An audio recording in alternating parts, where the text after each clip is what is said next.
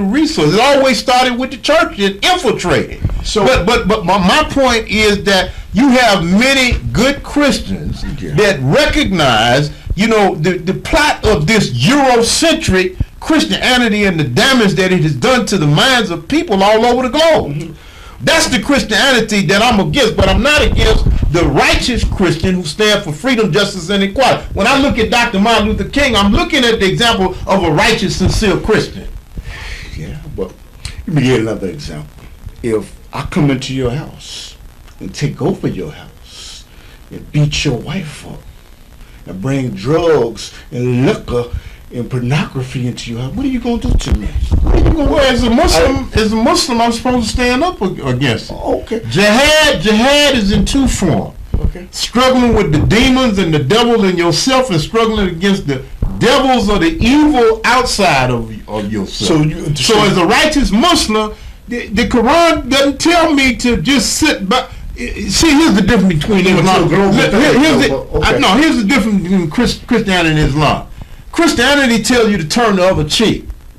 Islam does not teach that. Mm-hmm. Islam tells me to struggle against evildoers. Okay. Islam teaches me to defend myself when attacked. So if somebody come in my house doing what you did, it's my duty to stand up against them. But let me bring it to the other level. What I'm saying is, if there's a country and things that are being introduced into the society to contaminate the society, are the Muslims wrong for trying to drive them out? No, they're not. Okay. That's part of the law of self-defense.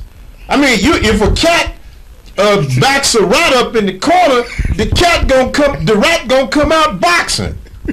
Okay. So that means, God didn't put the nature in the average human being to accept oppression. The Quran said oppression is worse than slaughter. Well, this is why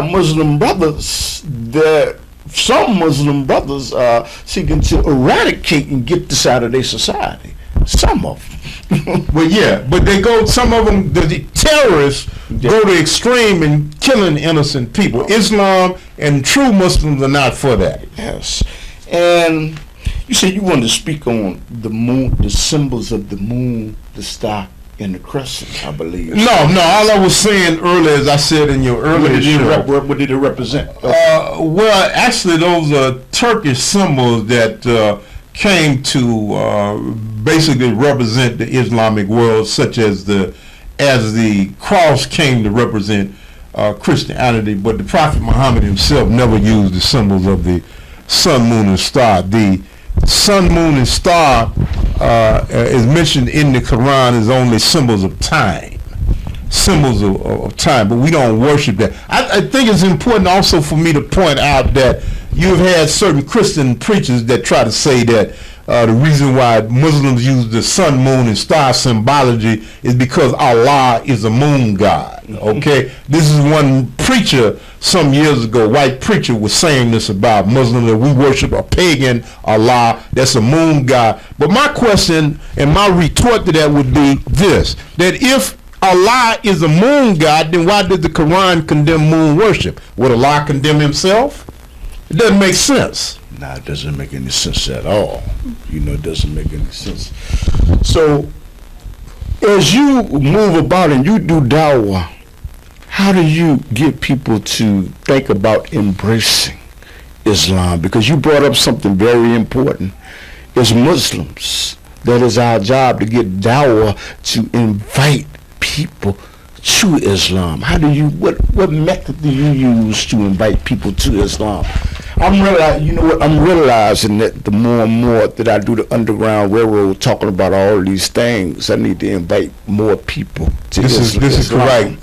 This is correct, brother Clinton. But I do think you do an excellent job of talking about different enlightening topics, current events. That's a must. Yes. So don't stop that. Okay. But in this day and time in which so many people in this country, they believe these lies about Islam and the misunderstandings that promulgated by the news media, we have to have as many methods and means as possible to correct the true understanding of Islam. And to answer your question, the way I would go about it is by what the Quran advocates. The Quran says use wisdom. and to be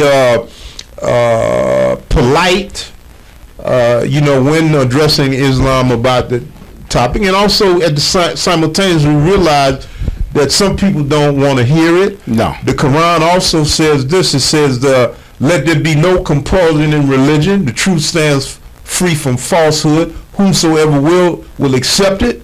Whomsoever will, let them reject it. Yes. So Allah only intends certain individuals to come to this message. And the Prophet Muhammad himself said this. He said that whomsoever Allah guides to Islam, it is because he saw something in that person that... This just in. The best way to keep up with the current news and insider information on this subject, including ways to save, is by subscribing to our YouTube channel. Click the link provided with this video. Love. Yes. And the question that, when I say Prophet Muhammad sallallahu alaihi wasallam, I'm saying peace and blessings be upon him. But what is the reason that we generally don't say peace be upon them with the other prophets? What is the reason?